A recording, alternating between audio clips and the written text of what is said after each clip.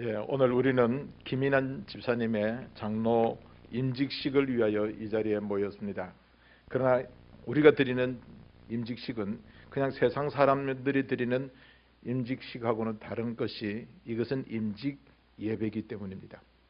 그냥 임직식이라면 굳이 목사들이 와서 그 설교도 할 필요도 없고 축사도 할 필요도 없고 축복기도도 할 필요는 없겠지요. 그러나 이것은 예배이기 때문에 그 목사의 설교도 있고 그리고 목사의 축사도 있는 겁니다.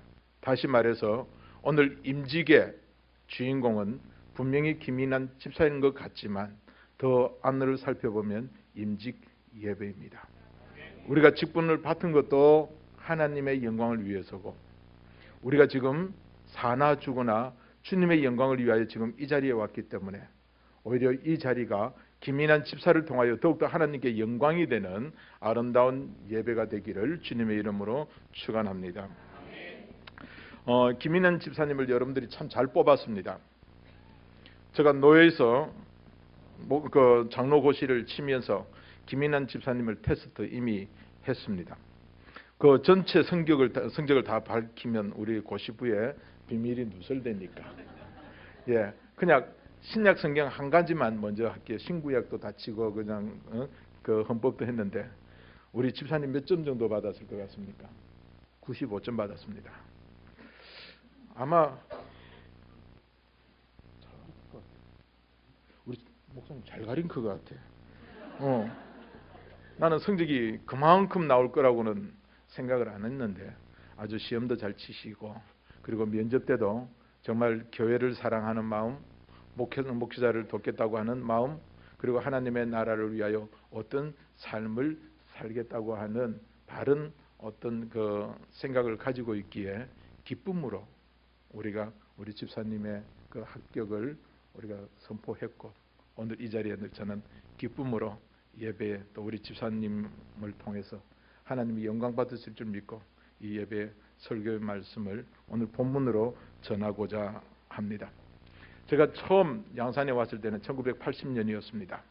그때 제가 양산에 왔을 때 이 양산에 제일 나이 많으신 목사님이 그 물금교회라고 하는 고신측 교회의 그 원로 목사님이셨던, 고신측 총회장을 지내셨던 임종만 목사님이 저에게 그럽니다.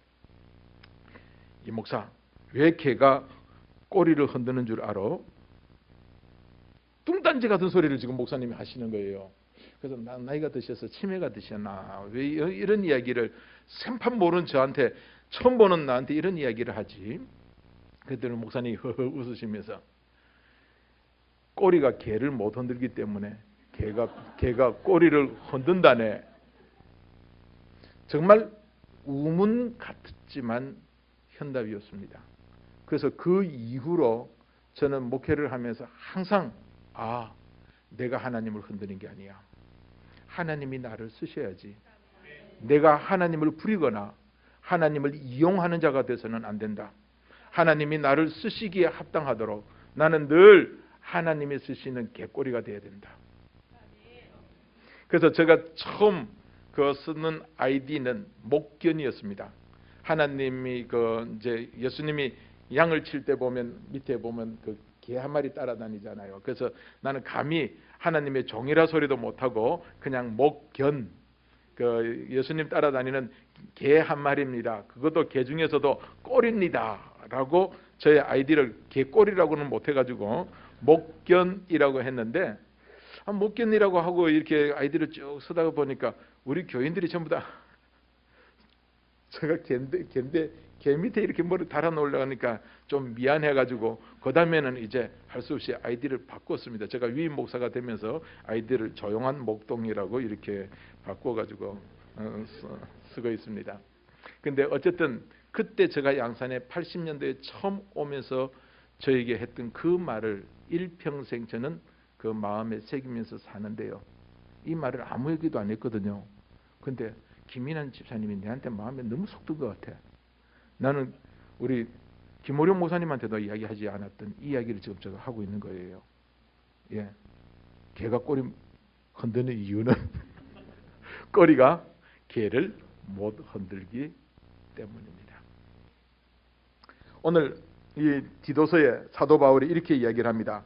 하나님의 종이요 예수 그리스도의 사도인 나 바울이 사도된 것은, 이 사도 바울이 사도된 것은 예수님이 직접 다메섹까지 가서 스카우트한 사람이에요.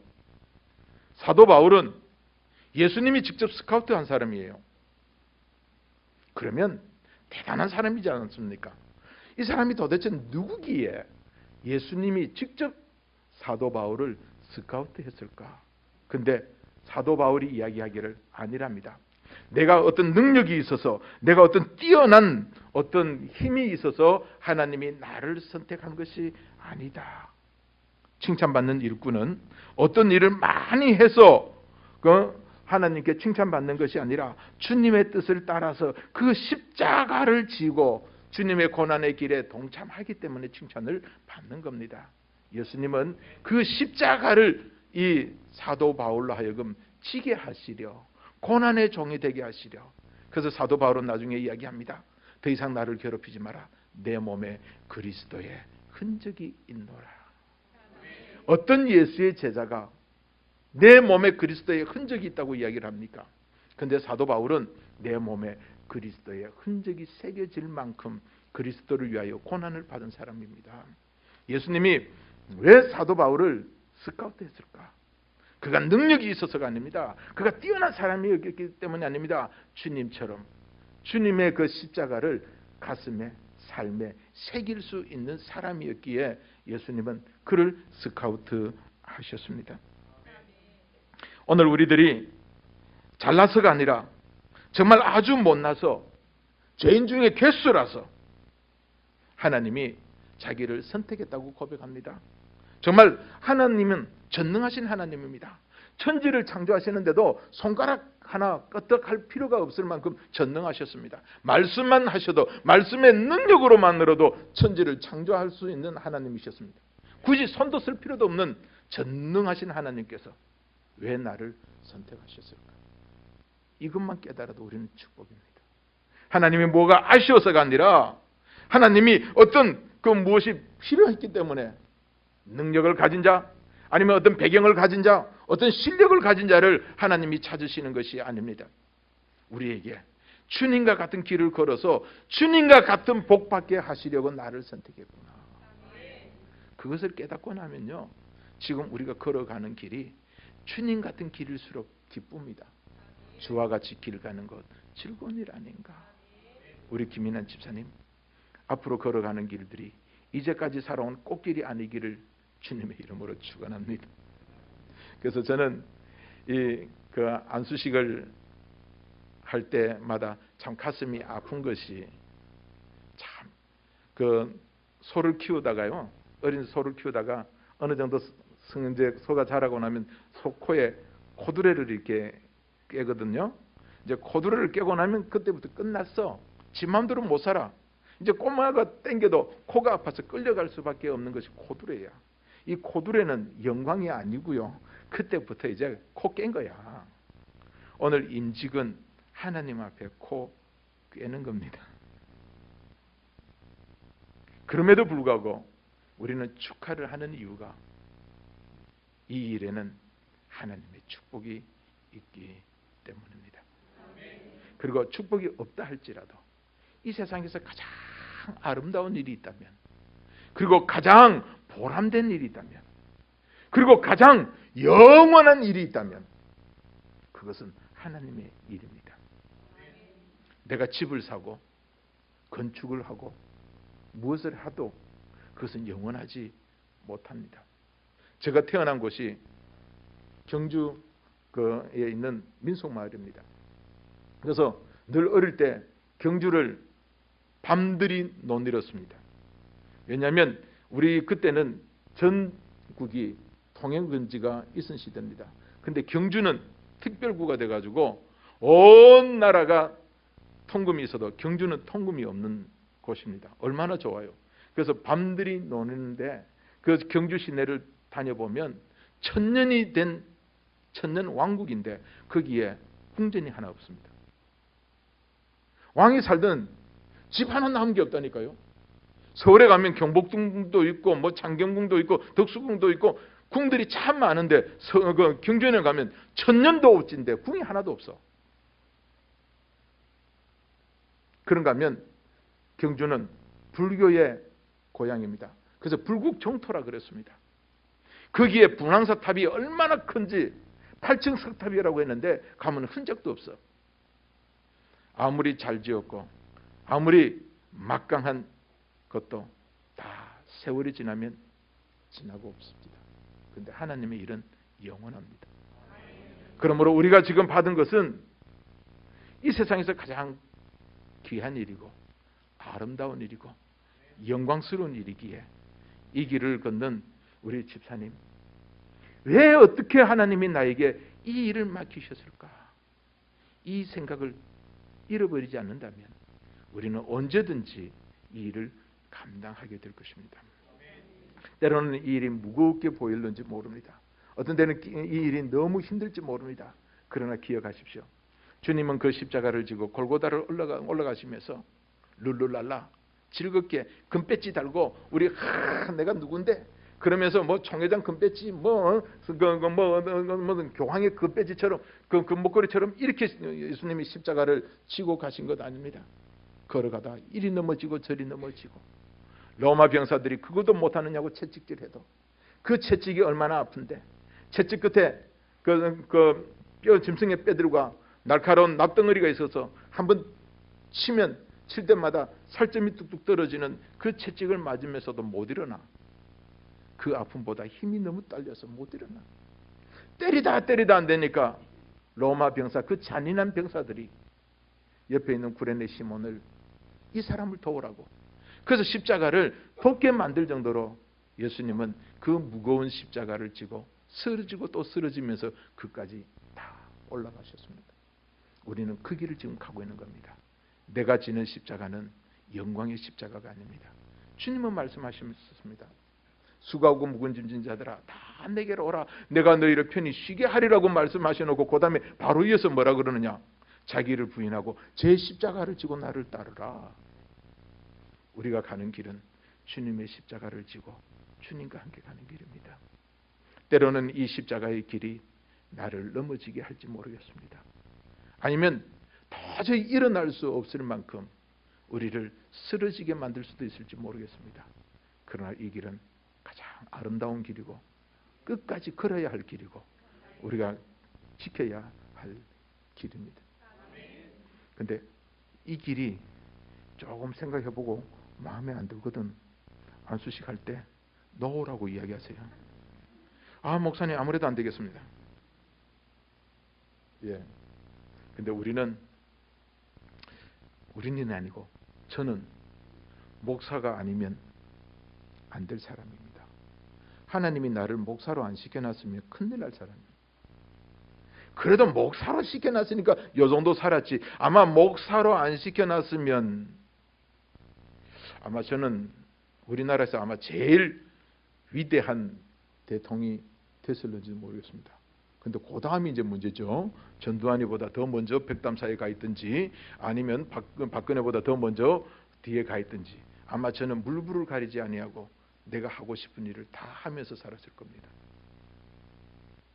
한 번도 어릴 때 남한테 지는 것이 억울해서 절대 안 진다고 그렇게 이를 갈면서 살았던 그런 철없는 적이 있었기 때문입니다. 돌이켜보면 야, 하나님이 나를 너무 잘하셨다. 하나님이 내 목사 안 시켜서 못 잘 뻔했네. 예. 한 번씩 하나님 앞에 내가 원망도 많이 하고요. 불평도 많이 했거든요. 하나님, 우리가 아들만 사형제인데 큰형님은 너무 순둥이고 작은형님은 너무 지혜롭고 막내는 너무 착한데 왜 해필이면 제가 목사가 됩니까?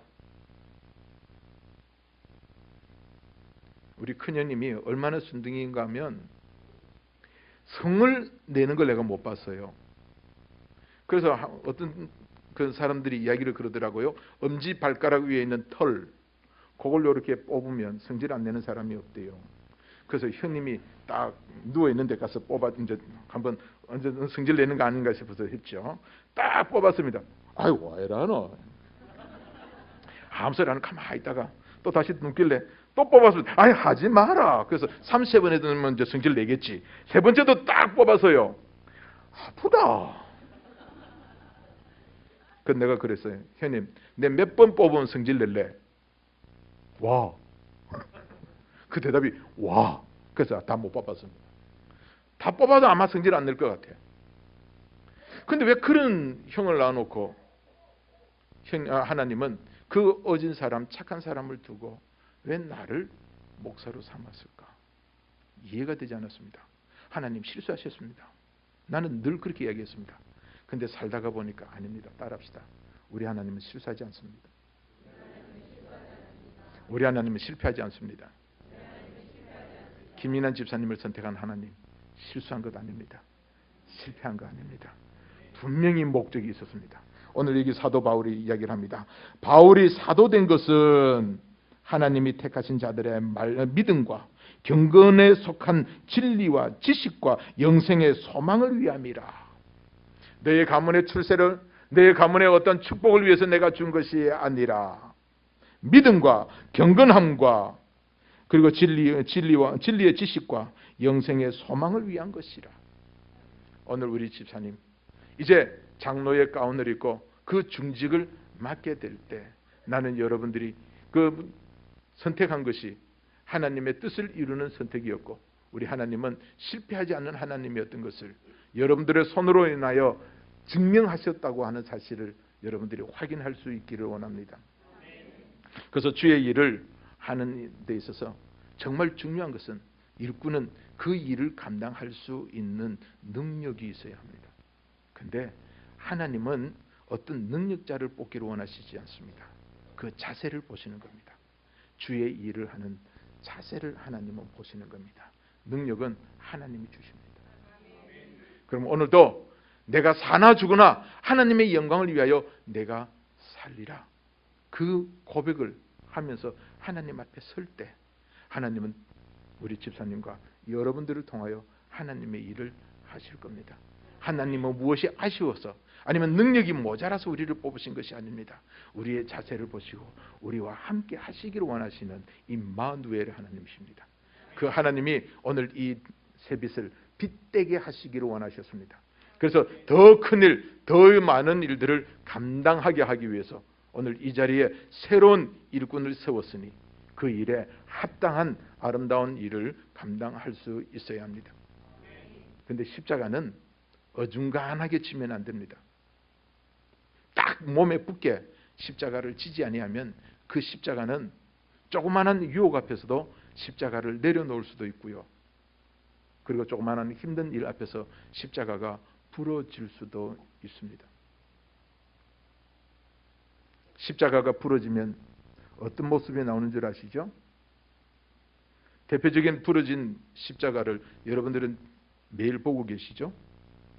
절에 보면 절 마크가 부러진 십자가의 모습입니다.